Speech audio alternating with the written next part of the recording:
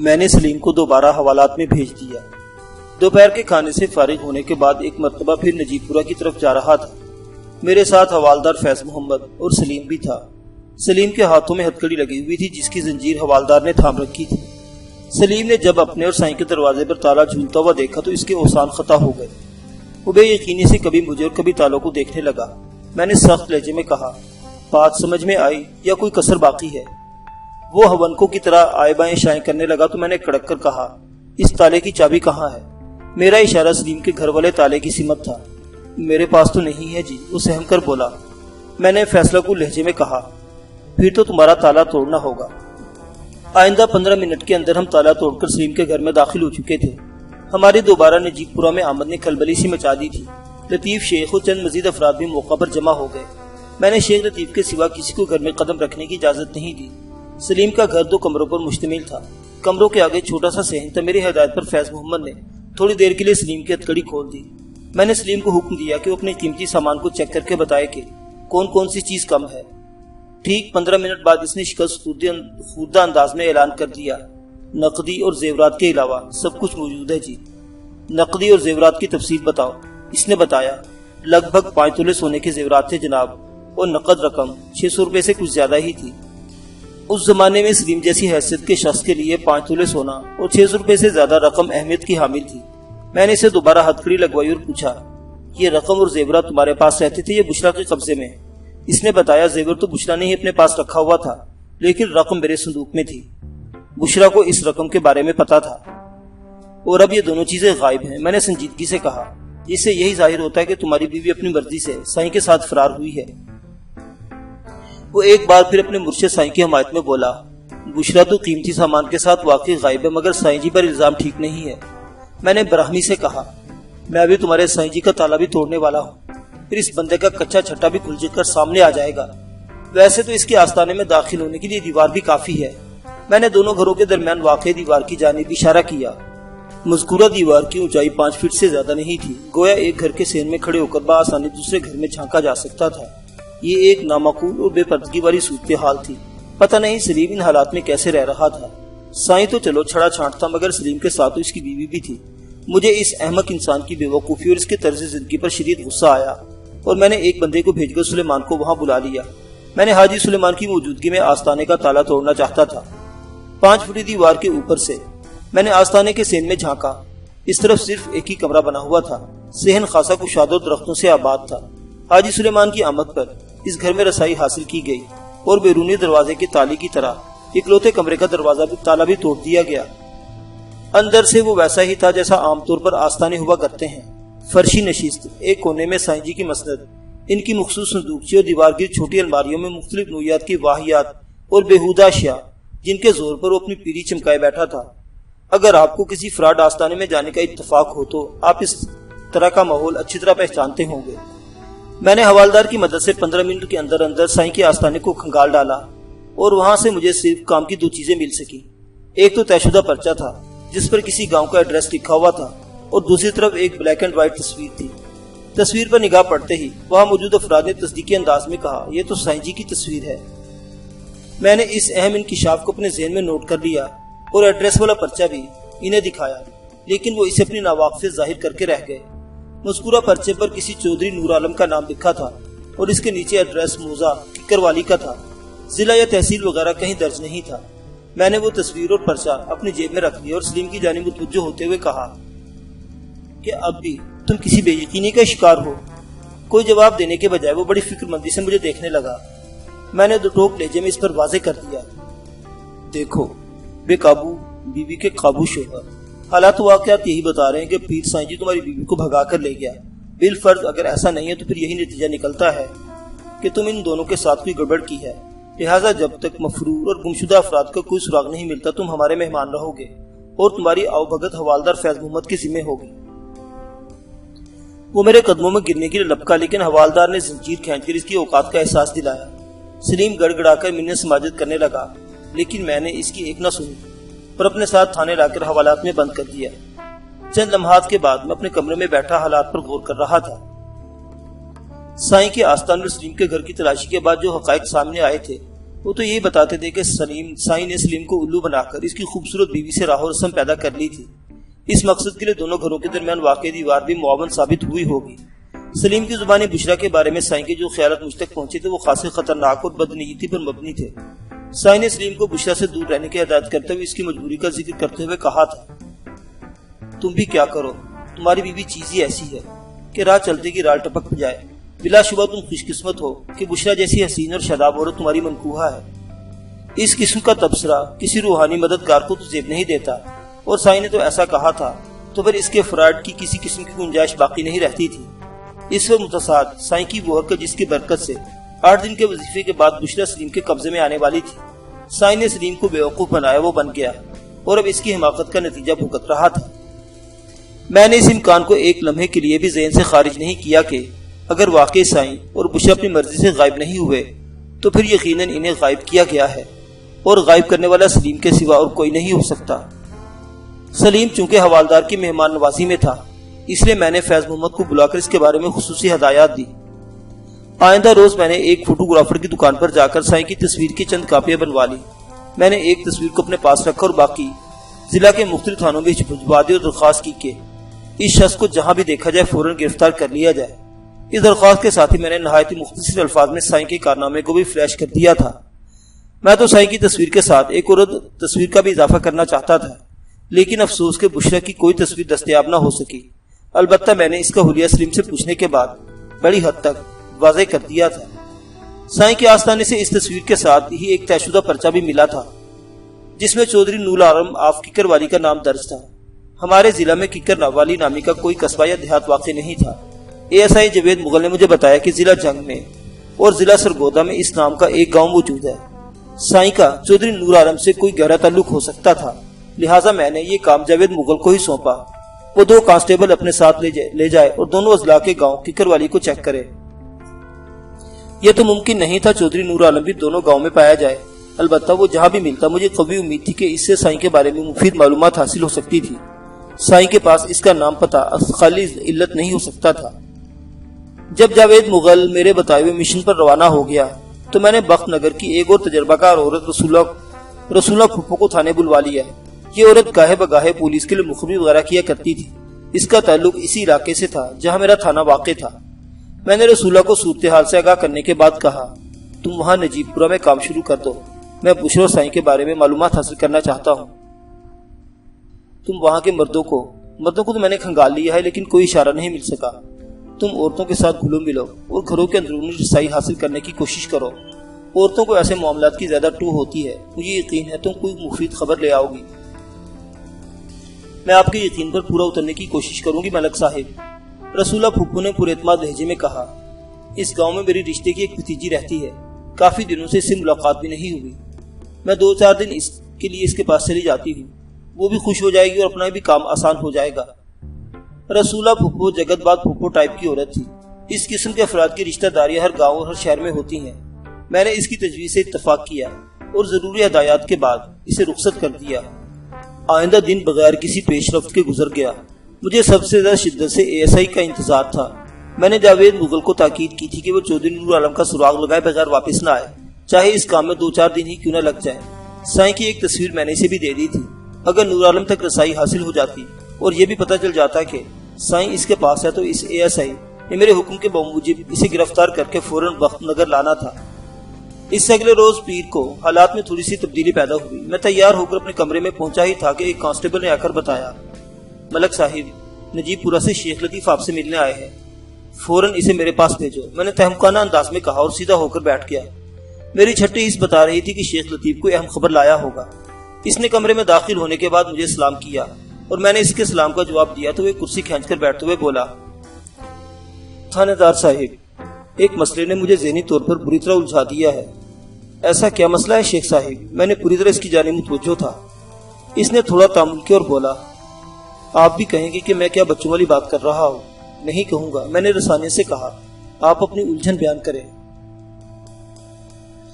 چند لمحے سوچنے کے بعد اس نے کہنا شروع کیا، دراصل میری بیوی نے اس جانب توجہ دلائی ہے تو مجھے یقین نہ آیا، پھر جب اپنی آنکھوں سے دیکھ لیا تو یقین کرنے کے سوا کوئی چارہ نہ رہا۔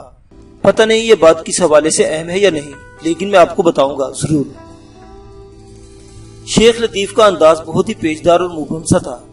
میں نے اس کے چہرے پر نگاہ جماتے ہوئے کہا، اہم اور غیر اہم کا فیصلہ میں خود کر لوں گا، آپ وہ بتائیں جس کی طرف آپ کی بیوی نے توجہ دلائی ہے۔ اب تو آپ کو بھی یقین آ گیا ہے۔ شیخ لطیف نے مجھے بتایا کہ جمعہ کی رات یعنی بشر اور سائیں کے غائب ہونے کے بعد والی رات کو اس کی بیوی نے سائیں کے سین میں کسی بلی کو بڑے دردناک انداز میں بین کرتے سنا تھا۔ اگلی صبح اس نے اپنے شوہر کو بتایا اور خدشہ ظاہر کیا کہ شاید بلی کے روپ میں کوئی دوسری مخلوق سائیں کے سین میں موجود تھی۔ شیخ لطیف نے بیوی کی بات کو ایک کان سے سن کر دوسرے کان سے نکال دیا۔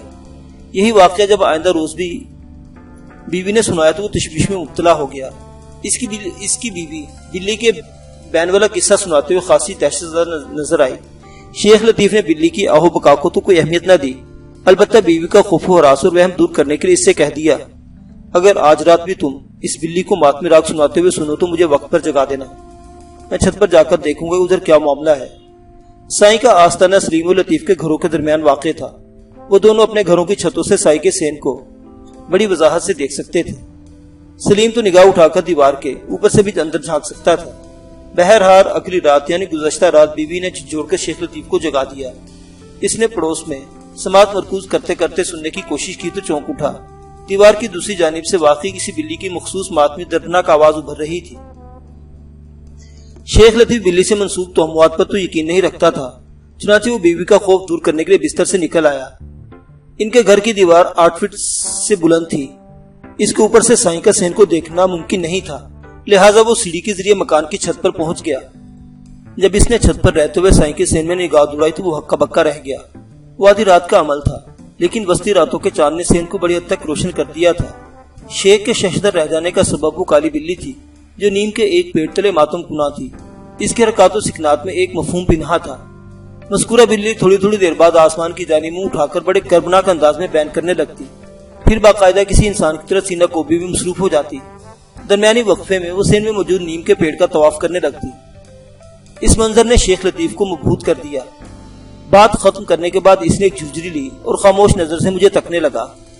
اس کی بیان کردہ داستان خاصی دلچسپ تھی۔ میں نے آگے کا احوال جاننے کی خاطر پوچھ ہی لیا، اس کے بعد کیا ہوا؟ اس نے بتایا۔ میں تھوڑی دیر بلی کی حرکات کو دیکھتا رہا، پھر میں نے اسے شکا کر اسے وہاں سے بھگا دیا۔ بلی کے جانے کے بعد میں چند لمحات تک اس انتظار میں چھت پر موجود رہا کہ کہیں وہ دوبارہ سائیں کے سین میں آ کر ماتم نہ کرنے لگے۔ یہ انتظار بھی میں نے اپنی بیوی کی اطمینان کے لیے کیا تھا تاکہ اس کے ذہن میں موجود خدشات کا خاتمہ ہو سکے۔ مگر جب کالی بلی واپس نہیں آئی تو میں چھت سے نیچے اتر آیا۔ میں نے پوچھا، کیا آپ کی وضاحت کے بعد آپ کی بیوی کا خوف دور ہو گیا؟ اس بارے میں مسوخ سے کچھ نہیں کہہ سکتا۔ وہ تامل کرتے ہوئے بولا، آج رات پتہ چل سکے گا۔ اگر وہ کالی بلی اپنے حرکات سے باز آ گئی تو اچھی بات ہے، ورنہ اس کا کوئی اور بندوبست کرنا ہوگا۔ شیخ صاحب، بلی کو آپ نے جو کچھ بھی کرتے دیکھا، کیا آپ کو اس سے خوف محسوس ہوا تھا؟ نہیں، اس نے نفی میں گردن ہلائی، لیکن یہ سب کچھ مجھے عجیب سا لگا۔ یوں محسوس ہوتا تھا جیسے وہ کسی سوچے سمجھے منصوبے کے تحت ماتم کنا ہو۔ ایک لمحے سے توقف سے اس نے مجھ سے پوچھا، ملک صاحب، آپ کو اس واقعے میں کوئی خاص بات نظر آ رہی ہے؟ ہاں، میرا ذہن اس وقت ایک خاص زاویے پر سوچ رہا ہے، میں نے پرخیال انداز میں کہا۔ اس نے بے چینی کا مظاہرہ کرتے ہوئے استفسار کیا، کس زاویے پر؟ میں ابھی تمہارے ساتھ نجیب پورہ جاتا ہوں، میں نے اپنی کرسی سے اٹھتے ہوئے کہا، باقی بات وہیں جا کر کریں گے۔ ٹھیک 9 بجے ایک مرتبہ پھر نجیب پورہ میں تھا۔ میں اپنے ساتھ تھانے سے ایک کانسٹیبل کو بھی لے آیا تھا۔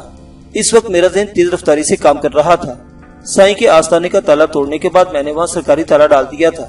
ہم شیخ لطیف کے ساتھ آستانے کے اندر داخل ہو گئے۔ میری متلاشی نظر سین میں ارد گرد ادھر ادھر گھومنے لگی۔ مجھے کسی کدال پھاوڑے یا اسی قسم کے آلے کی تلاش تھی۔ سین میں مجھے کچھ نہ ملا تو میں نے آستانے والے کمرے کا کونا کونا بھی چھان ڈالا۔ پھر بانس کی سیڑھی کی مدد سے میں آستانے کی چھت پر پہنچ گیا۔ ان تمام گھروں کی چھتیں آپس میں ملی ہوئی تھی۔ جب میری مطلوبہ شاید چھت پر بھی کہیں دکھائی نہ دی تو میں دوسری جانب سلیم کے گھر میں اتر گیا۔ اس تلاش میں وہاں بھی مجھے ناکامی کا منہ دیکھنا پڑا تو میں واپس آستانے پر آ گیا۔ تھانے دار صاحب، آپ کیا ڈھونڈ رہے ہیں؟ شیخ لطیف نے پوچھا۔ ابھی بتاتا ہوں۔ اتنا کہہ کر میں نیم کے پیڑ کا جائزہ لینے لگا۔ مذکورہ درخت سین کے وسط میں ایستادہ تھا۔ وہ خاصا گھنا درخت تھا جس کی چھاؤں سین کے ایک بڑے حصے میں پھیلی ہوئی تھی۔ اسی درخت کے علاوہ سین میں اور بھی چھوٹے موٹے کئی پودے اپنی بہار دکھا رہے تھے۔ میں نیم کے درخت کے نیچے بیٹھ گیا اور وہاں کی زمین کا جائزہ لینے لگا۔ پورا سین کچی زمین پر مشتمل تھا۔ مجھے زمین کے اس حصے کی تلاش تھی جہاں چند روز پہلے کھدائی کی گئی ہو۔ مگر پورے سین کا معائنہ کرنے کے بعد میں اس نتیجے پر پہنچا کہ اس کے کسی بھی حصے میں پچھلے دنوں کسی قسم کی کوئی کھدائی نہیں کی گئی۔ ذہین سامعین سمجھ گئے ہوں گے کہ اس وقت میرے ذہن میں کس نوعیت کے خیالات چل رہے ہوں گے۔ میری کارروائی کو شیخ لطیف حیرت بھری نظروں سے دیکھتا رہا اور پھر پوچھے بغیر نہ رہ سکا، تھانے دار صاحب کچھ تو مجھے بتائیں۔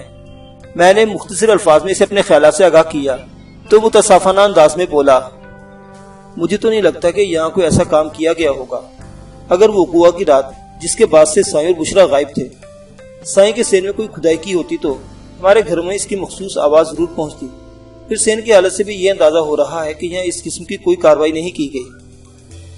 آپ ٹھیک کہتے ہو شیخ صاحب، میں نے سوچ میں ڈوبے ہوئے لہجے میں کہا، آپ کی طرح میں بھی اس نتیجے پر پہنچا ہوں۔ خیر، میں نے ایک لمحے کا توقف کیا اور اس سے پوچھا کہ آپ کی بیوی اس گھر میں موجود ہے، اس وقت گھر میں موجود ہے؟ شیخ لطیف نے چونک کر مجھے دیکھ کر اس بات میں سر ہلا دیا۔ میں نے کہا، میں آپ کی بیوی سے 2-4 باتیں کرنا چاہتا ہوں۔ اس نے ایک مرتبہ پھر اس بات میں گردن ہلائی اور 2 منٹ بعد میں اس کی بیٹھک میں بیٹھا تھا۔ کانسٹیبل کو میں نے گھر سے باہر ہی روک دیا تھا۔ شیخ لطیف نے اپنی بیوی کو بیٹھک میں ہی بلا لیا۔ رسمی کلمات کے بعد میں نے زلیخا بیوی سے پوچھا، پہلی مرتبہ بلی کے رونے کی آواز تم نے کب سنی تھی؟ جمعے کی رات کو، اس نے بتایا، یعنی سائیں کے غائب ہونے کے بعد جو رات آئی تھی۔ اس وقت رات کا کون سا پہر تھا؟ آدھی رات تھی جناب، اس نے سراسیمہ لہجے میں جواب دیا۔ میں نے پوچھا، کیا اگلی رات کو بھی اسی وقت بلی نے بین شروع کیا تھا؟ جی ہاں، 12 اور 1 بجے کے درمیان ہی وہ ادھر ادھم مچاتی ہے۔ اور یہ ادھم کتنی دیر جاری رہتا ہے؟ یہی کوئی آدھا پون گھنٹہ۔ کیا جمعہ، ہفتہ اور اتوار تینوں راتوں کو انہی اوقات میں یہ واقعہ پیش آیا ہے؟ اس نے اس بات میں سر ہلایا۔ میں نے پوچھا، کیا دن کے کسی حصے میں تم نے بھی سائیں کے سین میں اس طرف سے اس قسم کی آوازیں سنی؟ جی نہیں۔ اس نے نفی میں سر ہلایا، پھر سہمے ہوئے لہجے میں بولی، تھانے دار صاحب، مجھے تو یہ کوئی اور ہی چکر لگتا ہے، لیکن شیخ صاحب ایسی باتوں پر یقین نہیں کرتے۔ بات ختم کر کے زلیخا نے شاکی نظر سے اپنے شوہر کو دیکھا۔ میں نے کہا، زلیخا، تمہاری بات میں اچھا خاصا وزن محسوس کر رہا ہوں۔ کالی بلی اور سائیں کے آستانے کا واقعی کو پراسرار تعلق ہے، اور یہ تعلق آج رات میں معلوم کر لوں گا۔ پھر ایک لمحہ توقف کرنے کے بعد میں نے شیخ لطیف کی طرف دیکھا اور کہا، آنے والی رات کو میں کچھ وقت آپ کے گھر میں گزارنا چاہتا ہوں شیخ صاحب، خصوصاً وہ 1.5 گھنٹہ جب سائیں کے سین میں کالی بلی بیان کرنے آتی ہے۔ آپ کو کوئی اعتراض تو نہیں؟ شیخ نے نفی میں گردن ہلاتے ہوئے کہا، بڑے شوق سے جناب، مجھے کوئی اعتراض نہیں۔ دراصل میں اپنی آنکھوں سے بلی کی کارکردگی کا مشاہدہ کرنا چاہتا تھا۔ میں نے کہا۔ زلیخا بولی، تھانے دار جی، ذرا ہاتھ پاؤں بچا کر، یہ ہوائی مخلوق کسی کا خیال نہیں کرتی۔ پتہ نہیں سائیں جی نے اپنے آستانے پر کیسے الٹے سیدھے عمل کرتا رہا ہے۔ اس بلی کا رونا دھونا تو مجھے کسی گہرے عمل کا نتیجہ ہی لگتا ہے۔ میں نے سن رکھا ہے کالی بلی کے اندر ہمیشہ بری چیزیں ہی چھپی ہوتی ہیں۔ پتہ نہیں ہمارے پڑوس میں کیا خطرناک سلسلہ چل پڑا ہے۔ اس کی آنکھوں سے خوف چھلکتا تھا۔ تم فکر نہ کرو زلیخا بیوی، میں نے تسلی بھرے لہجے میں کہا، میں ہاتھ پاؤں بچا کر وہی کام کرنے کا عادی ہوں، اور جب میرے سامنے بری چیزیں ہوں تو میں بھی ان سے زیادہ برا ہو جاتا ہوں۔ آج رات اگر وہ کالی بلی سائیں کے سین میں آ جاتی ہے تو سمجھو پھر اس کا راز نہیں رہے گا۔ میں اس کی حقیقت اور اس کے بین کو مقصد تک رسائی حاصل کر لوں گا۔ آج کے بعد تم لوگوں کو پریشان کرنے کے ادھر کا رخ نہیں کرے گی۔ زلیخا کی آنکھوں میں موجود خوف و ہراس میں ذرا کمی واقع نہ ہوئی۔ وہ کچھ حد سے زیادہ ہی توہم پرست عورت تھی۔ شیخ لطیف نے میرا شکریہ ادا کیا اور میں اٹھ کر کھڑا ہو گیا۔ وہاں سے رخصت ہوتے وقت میں نے انہیں سختی سے ہدایت کر دی کہ وہ اس واقعے کا کسی سے ذکر نہ کرے، کم از کم آج کی رات گزر جانے دے۔ مجھے یقین تھا میں آدھی رات کے بعد کسی حتمی نتیجے پر ضرور پہنچ جاؤں گا۔ اسی شام ASI جاوید مغل واپس آ گیا۔ وہ اکیلا ہی تھا۔ اس کے ساتھ میں نے جن 2 کانسٹیبلز کو روانہ کیا تھا وہ کہیں دکھائی نہیں دے رہے تھے۔ میں نے اسے خاصا الجھا ہوا پایا تو اس کی الجھن کا سبب دریافت کر لیا۔ اس نے بتایا، ملک صاحب، میں یہ پتہ چلانے میں کامیاب ہو گیا ہوں کہ چودھری نور عالم کا تعلق جس موضوع ککر والی سے ہے وہ ضلع جھنگ میں واقع ہے۔ پھر اس میں پریشانی والی کون سی بات ہے؟ میں نے اس کی حالت کے پیش نظر کہا، کیا تم نے چودھری سے سائیں کے بارے میں استفسار کیا؟ میں نور عالم سے ملا ہوں جناب، ASI نے بتایا، لیکن وہ اس بات سے انکاری ہے کہ چند روز پہلے کوئی سائیں اس کے پاس پہنچا ہے۔ میں نے اسے وہ پرچہ بھی دکھایا۔ اس نے پرچے اور سائیں سے لا تعلقی کا اظہار کیا۔ چودھری نے بڑے واضح الفاظ میں کہا ہے کہ وہ کسی سائیں کو نہیں جانتا، مگر ASI جملہ نامکمل چھوڑ کر ذرا دیر کو خاموش ہوا، پھر متذبذب انداز میں بولا، مگر میرا خیال ہے چودھری سراسر جھوٹ بول رہا ہے۔ سائیں ککر والی پہنچا ضرور ہے۔ تمہارے اس خیال کا کیا سبب ہے؟ میں نے تیز لہجے میں پوچھا۔ اس نے بتایا۔ میں نے چودھری کی حویلی کی طرف جانے سے پہلے ککر والی میں ادھر ادھر گھوم پھر کر تھوڑی بہت تفتیش کی تھی، اور اس تفتیش کا نتیجہ یہ ہے کہ سائیں اس گاؤں میں پہنچا ہے۔ اوہ، میں نے ایک طویل سانس خارج کی۔ اس کا مطلب ہے چودھری دانستہ سائیں کو خبر دے رہا ہے، گویا وہ اس کے جرم سے واقف ہے۔ مجھے امید ہے سائیں کو چودھری نے کہیں رپورٹ کر دیا ہوگا۔ مجھے بھی یقین ہے، کیونکہ سائیں ککر والی میں کہیں نظر نہیں آیا، جاوید مغل نے کہا۔ میں نے چودھری کو سائیں کی تصویر بھی دکھائی تھی۔ تصویر دیکھنے کے بعد وہ تھوڑا سا چونکا تھا، پھر دوسرے ہی لمحے اس کے چہرے کے تاثرات پر قابو پاتے ہوئے سائیں سے ناواقفیت کا اظہار کر دیا۔ اس کا مطلب ہے چودھری نور عالم کو کسی زبردست طریقے سے گھسنا پڑے گا۔ میں نے سنجیدگی سے کہا، وہ آسانی سے ہاتھ آنے والی مچھلی نہیں۔ اے ایس آئی نے کہا۔ میں نے چودھری کے تیور دیکھتے ہوئے ایک چال چلی۔